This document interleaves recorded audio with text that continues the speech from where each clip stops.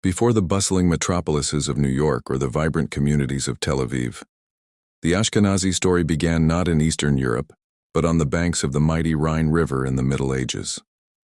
This is the genesis of a people, a story of scholarship, devotion, profound trials, and the forging of a unique identity that continues to this day, even touching upon how their name, in forms like Ashkenazi, came to reflect unique chapters of their diaspora.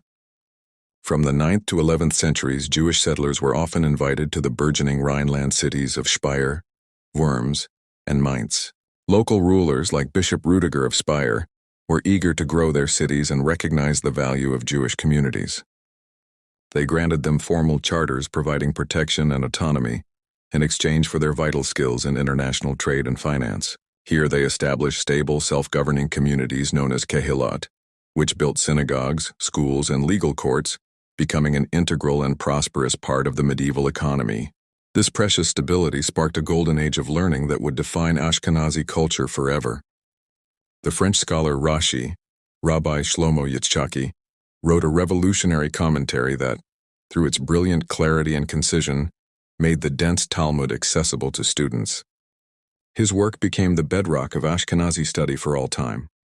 His grandsons and their students, known as the Tosafists, built upon his work, developing a uniquely Ashkenazi method of intense, logical debate.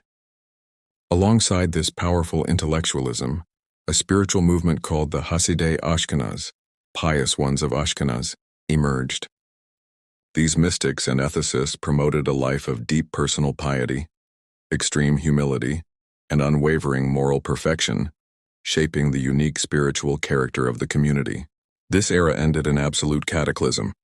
The First Crusade in 1096 unleashed fanatic mobs of crusaders who, on their way to the Holy Land, decided to attack the infidels at home. The Rhineland communities were devastated. Offered a brutal choice between forced baptism into Christianity or death, many chose to die for their faith.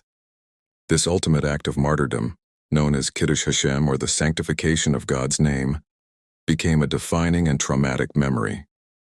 This event marked a terrifying turning point. It ushered in centuries of escalating persecution, fueled by monstrous lies like the blood libel, the accusation of murdering children for rituals, and the charge of host desecration. Mass expulsions from England, France, and various German lands became tragically common. Forced to flee, the Ashkenazi people began their great migration eastward, carrying their culture, their scholarship, and their nascent Yiddish language with them.